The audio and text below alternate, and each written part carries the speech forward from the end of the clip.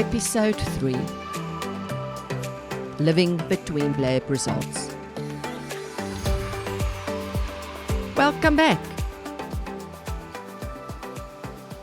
Today we're talking about something very specific and close to my heart: living between lab results. If you've ever walked through a health journey, you know exactly what I mean. Life begins to feel measured in numbers: hemoglobin, platelets, white blood cells, neutrophils. When they're up and doing good, then you're doing good. But when they are down, you feel like life is weighing down on you.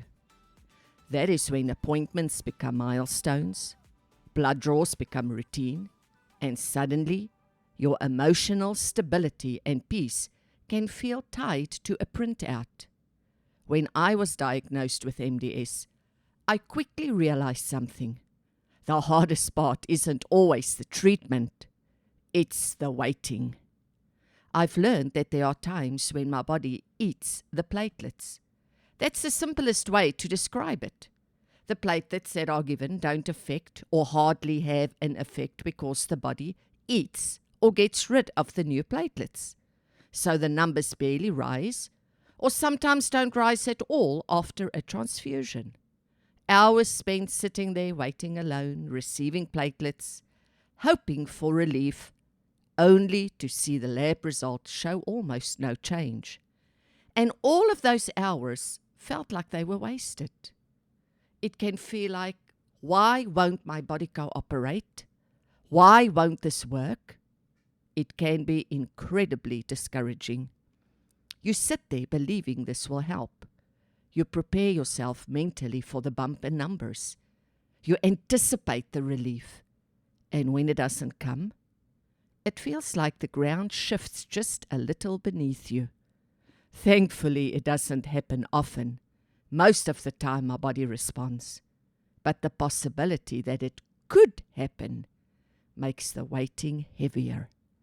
It adds another layer of uncertainty to an already fragile moment.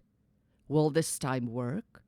Or is it another waste of my time, hours, and another waste of precious donations to go towards nothing?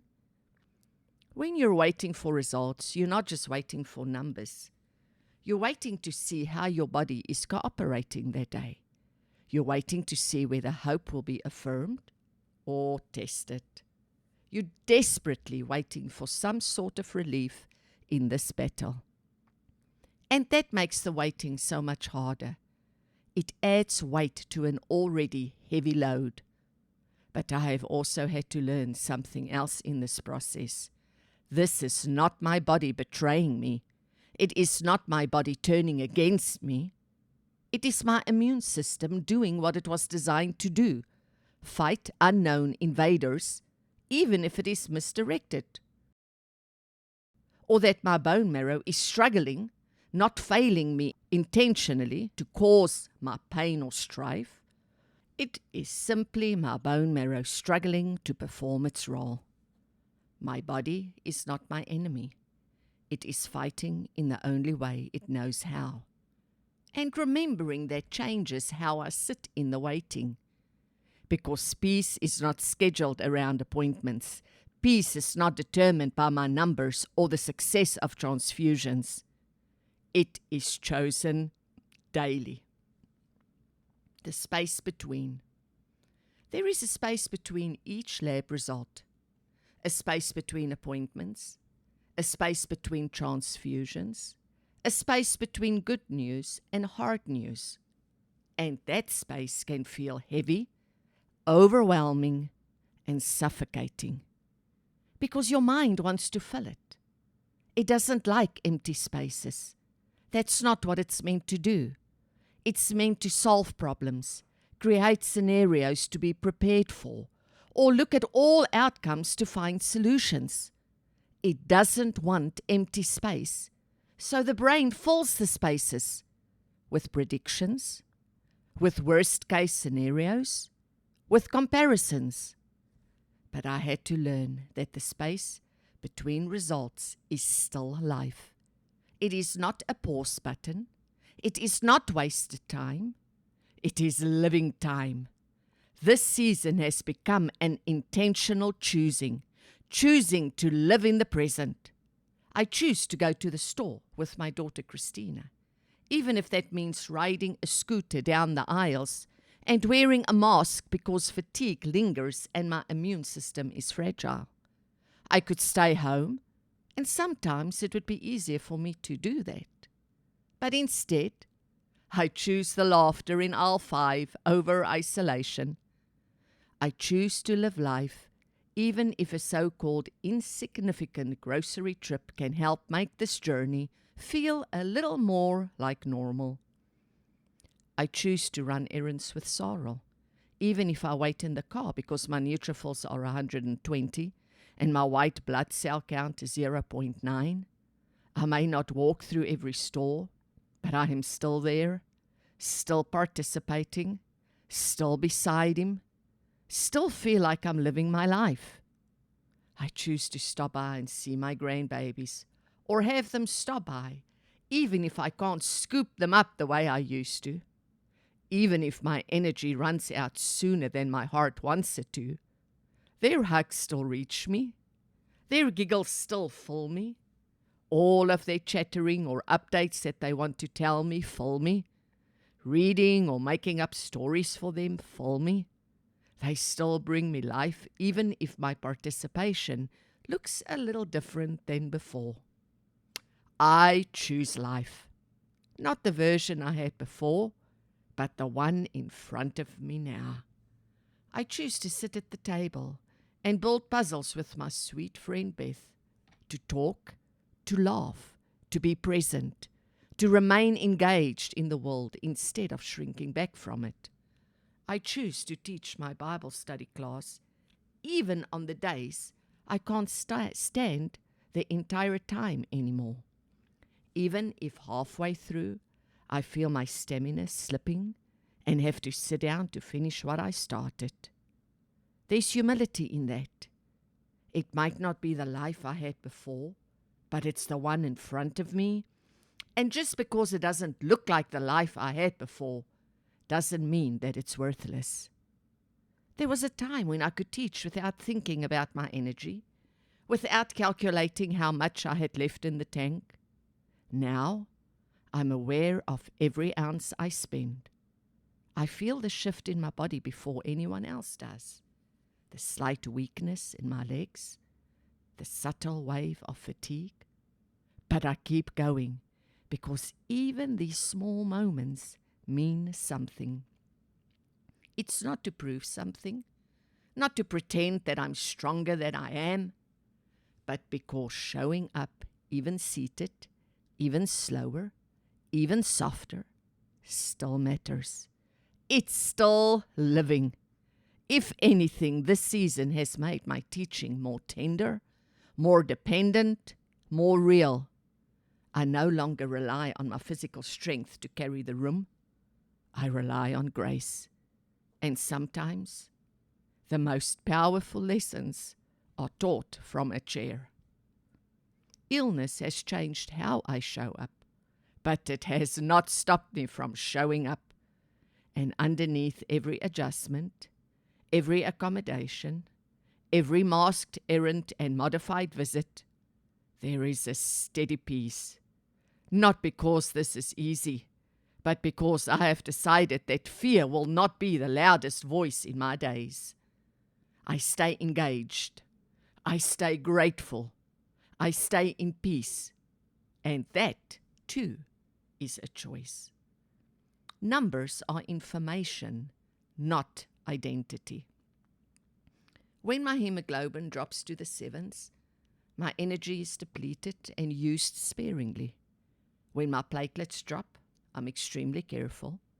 When my neutrophils are low, the precautions increase. Numbers matter, but having the right care team also matters. When you're walking through something like MDS, you quickly realize that medicine is not just about protocols and prescriptions. It's about people. And the people can make all the difference. Everyone at the Oncology Institute has become like an extended family to me. They don't just see me as a diagnosis. They see me. They know my name. They know my story. They recognize the subtle difference between a tired day and a something feels off day. And that matters more than most people realize. When you walk into a place repeatedly for labs, transfusions, and appointments, it could easily feel clinical and cold. But instead, there is warmth, there is familiarity, there is care. You know they are fighting with you. They are not just administering treatment, they are standing in your corner. On the good days, when counts are stable or improving, they celebrate with you. There's genuine joy in the room, smiles that say, we're making progress. And on the harder days, when numbers dip, when fatigue is heavier, when disappointment tries to creep in, they don't panic, they don't dismiss, they assure you, we're going to take care of you. There is something deeply stabilizing about hearing that. Troy and Lisi especially have a way of making labs, treatments, and transfusions easier to handle. Their sense of humor, their positivity, their lightness in moments that could feel overwhelming. They remind me that even in serious seasons, laughter can still be there, and laughter in a treatment chair is sacred. I am beyond grateful for the care I receive there.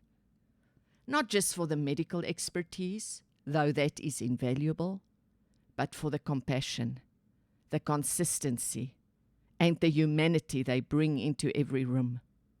When fear knocks, it helps to know you are not fighting alone. And because of this team, I never feel like I am. Thank you, Lisi, for encouraging me to start this podcast. You believe that my story could help others walking through health challenges. Your faith in me sparked this journey. It is very easy to let lab work define your emotional weather. Good numbers bring sunshine. Low numbers bring storms. No matter what the numbers are, lab results or something else, peace must not be that fragile. It needs to remain steadily strong in the midst of the journey. The emotional roller coaster. Let's be honest, there is anticipation before every blood draw. Even if you say you're calm and prepared, something in your body braces. Will my numbers be stable? Will they drop? Will I need another transfusion or transfusions? The waiting is so hard. Whether you're sitting in the ER or in your doctor's office, waiting for results has a way of amplifying every thought. Fear can rise quickly if you allow it to. It doesn't need much of an invitation, just silence and time. You have to choose peace on purpose. And sometimes the waiting room becomes even harder when you overhear the results of other patients. Their good news drifting across the room while you still suspended in uncertainty. I remember one particular day that tested me deeply. I felt good that morning. I walked into treatment, almost confident that my numbers would reflect how I felt. Not a single doubt in my mind. I had already rehearsed the relief in my mind. The moment they read my numbers, how I would smile big and tell them I knew my numbers were great because I feel so good. However, when the nurse Troy walked in with my CBC results, I knew before he spoke. His facial expression told me everything. The pause, the softness in his voice. I would need blood and platelets. My heart sank instantly, like being struck with a fierce wave from the ocean. Disappointment washed over me, and the tears pressed against the back of my eyes. I tried to hold them in, tried to stay composed. I still had to wait for my treatment shot. While sitting there, other patients were receiving their good reports. I heard words like stable, improving, looking great.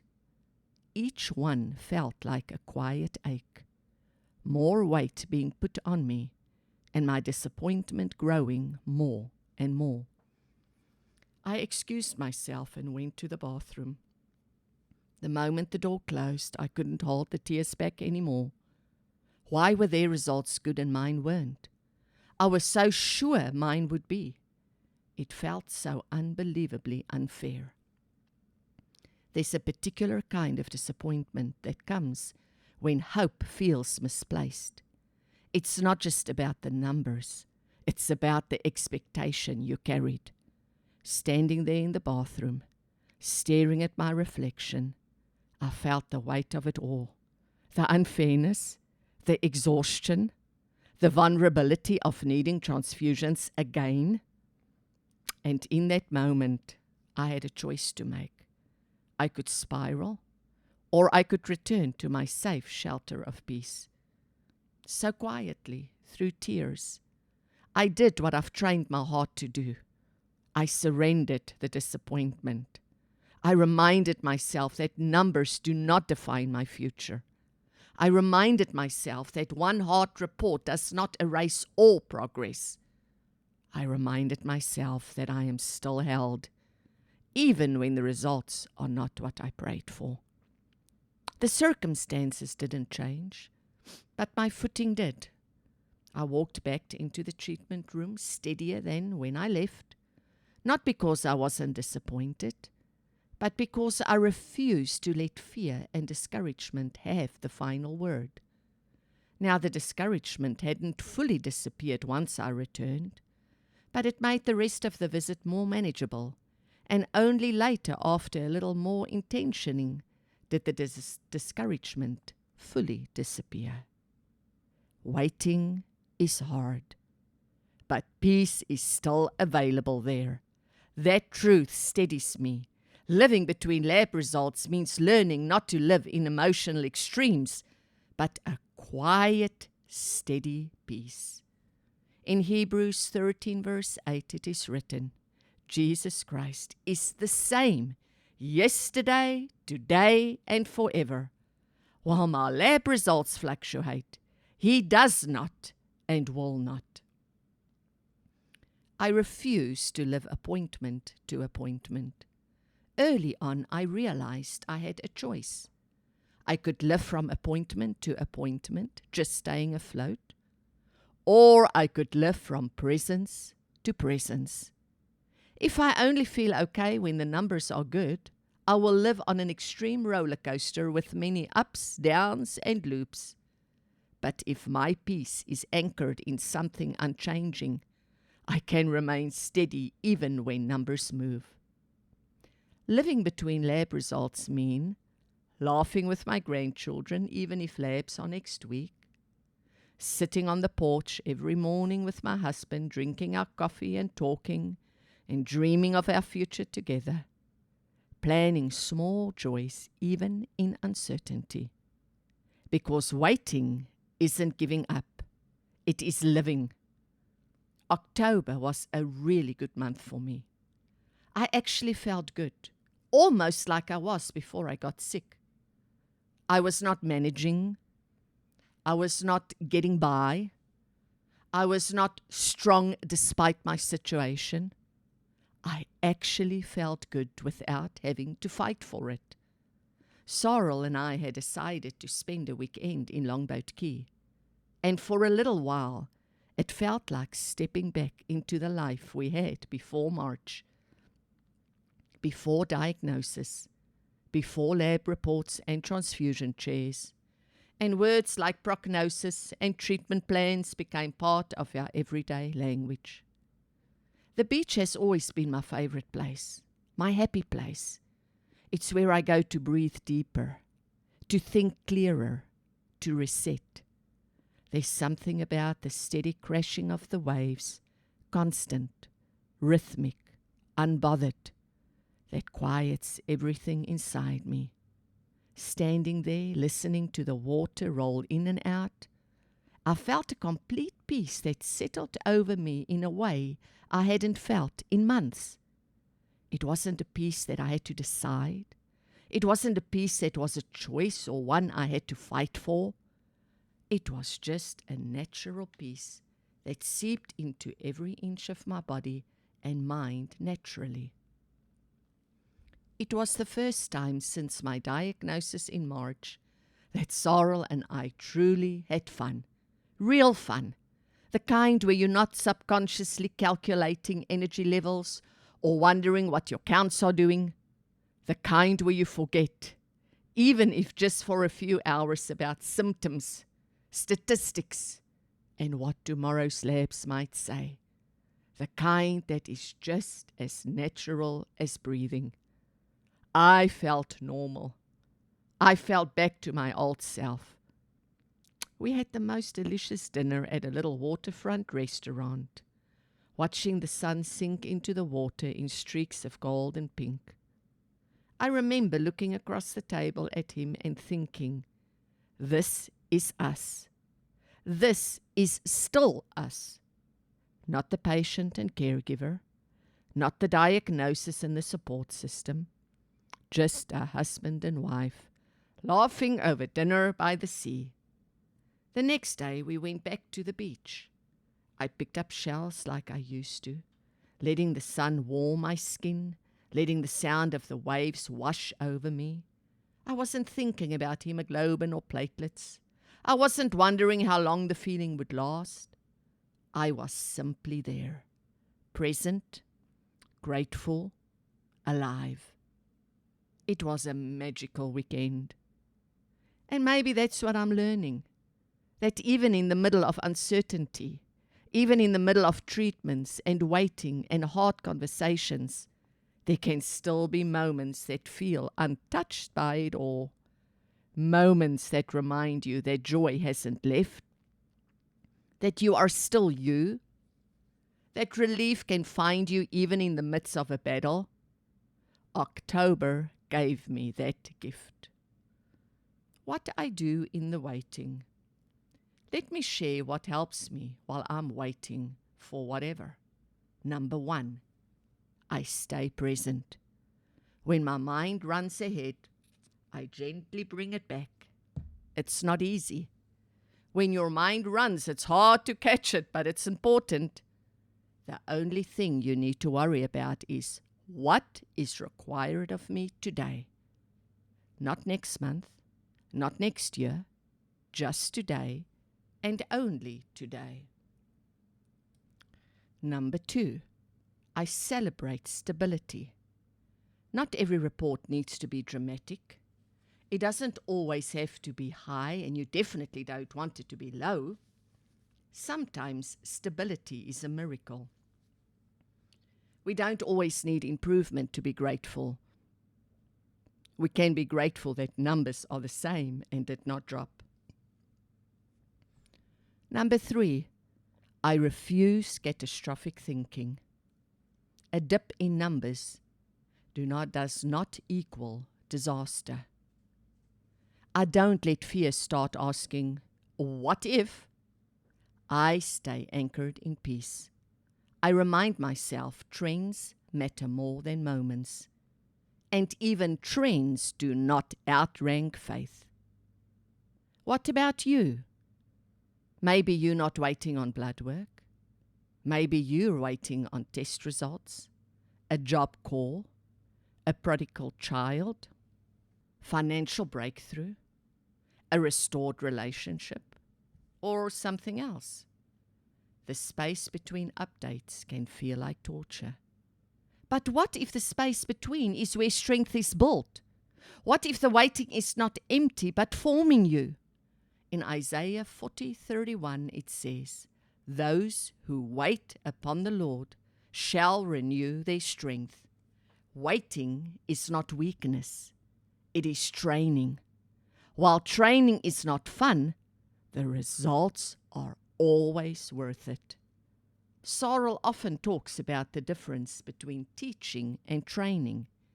Teaching gives you knowledge, but training enables you to actually do something.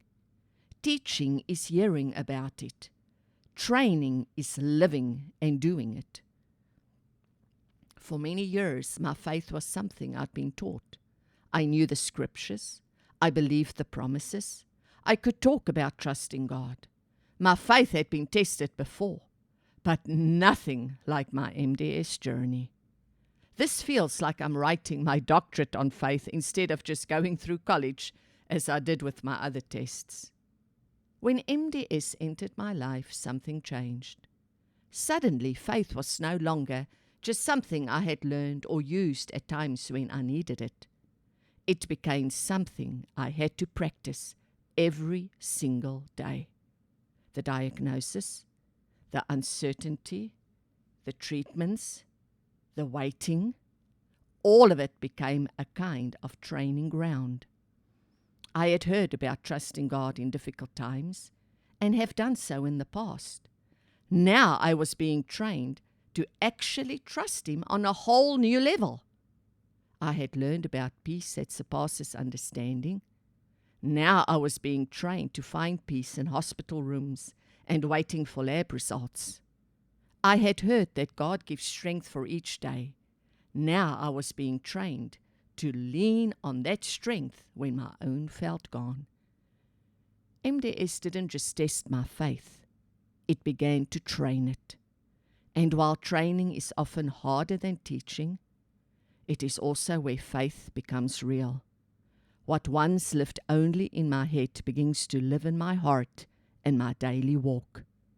Teaching tells us that God is faithful. Training, sometimes through the hardest seasons of life, shows us that He truly is. And even in this journey, God is still at work, not just teaching me about faith, but training me to live it. Living between lab results has taught me something profound. I do not belong to the numbers. I belong to God. The reports inform me, they do not define me. And until the next set of labs come, I will fully live in this space, laughing, trusting, breathing, anchored. Because peace is not scheduled around appointments. It is chosen daily. If you're living in the space between something right now, I hope this steadies you. You are more than the report. If this encouraged you, share it with someone who needs to answer fear differently today. Like it by clicking the thumbs up and follow me by clicking the bell sign. This will help me reach more people. Until next time, stay anchored.